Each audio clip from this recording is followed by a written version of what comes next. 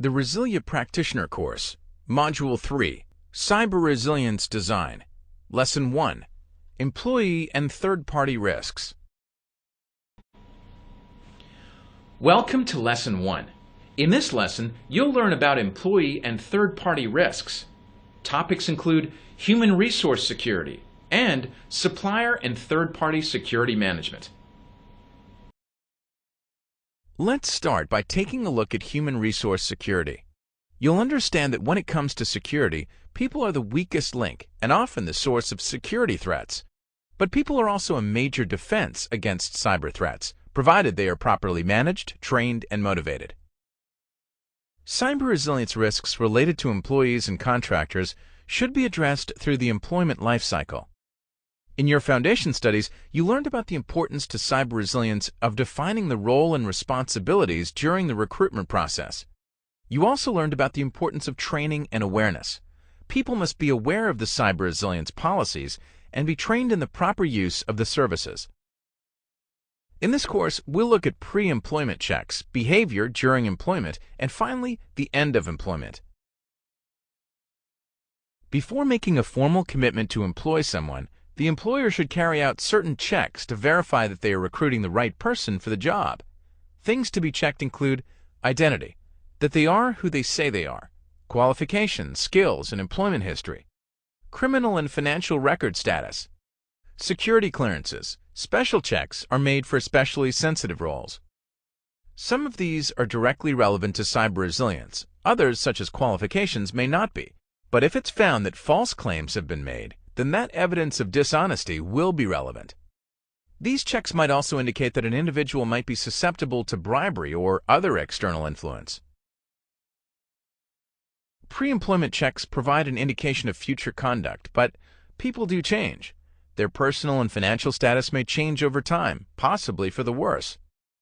Line managers should be alert to significant changes to an employee's behavior that might signal an increased likelihood of betraying the organization's trust, or indeed that they have already betrayed it. It's often the case that people prosecuted for stealing from their employers have spent the money on exotic holidays, designer clothes, expensive cars, and so on, all very visible signs of their dishonesty.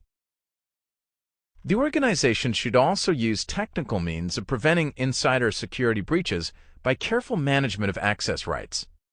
Routine monitoring and auditing of log files also plays a part. People are more likely to obey the rules if they know that their behavior is noticed. When a person's employment comes to an end, any assets such as laptops that have been assigned to them must be retrieved. Their access rights should be rescinded, and they must be reminded of any confidentiality agreements that they have made. An organization's supply chain presents cyber resilience risks that are often unknown or underappreciated. It outsources some service to a third party, which in turn may outsource some aspect to yet another third party, which in turn, you get the idea. Many organizations have outsourced their IT services to companies that provide the same service to other customers, some of whom might be our competitors. Cloud-based services have brought new risks. Where exactly is our data being processed and stored? Does it matter? An organization's cyber resilience can be compromised at any link in what can be a very complex supply chain. The assessment of cyber resilience risks is an essential part of the procurement process. Careful consideration should be given to how and where the risks lie and how they will be managed. Cyber resilience risks should be assessed before a supplier is trusted with assets or relied upon for critical components that support the business. Where there are multiple suppliers, there is lots of scope for passing the buck, finger-pointing, and issues simply slipping into the cracks between suppliers. This is clearly unacceptable for cyber resilience when a rapid response to security incidents is vital. Supply chain roles and responsibilities must be clearly defined so that each supplier understands what they are responsible and accountable for. Let's now do an exercise to get you thinking about how you might begin to assess a supplier's cyber resilience capability. You should plan to spend 30 minutes on this exercise.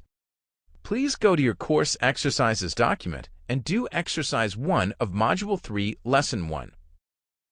Don't forget to check out our ideas in your exercise solutions document when you're done.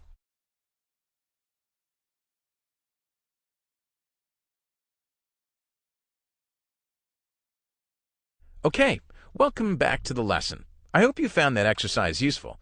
You'll understand that the solution includes just some examples of questions that might be asked, and that the questionnaire would be followed by a more detailed assessment. Now I'm going to ask you some questions to help you think some more about human resource security and supplier security. Question 1. A number of risks linked to the local offices of Loon Associates have been identified. Equipment could be stolen, as local offices are closed down and IT equipment decommissioned. Disgruntled employees could steal client data. Unsecured Wi-Fi networks could be used to steal confidential client data. Which is the best approach to treating these risks?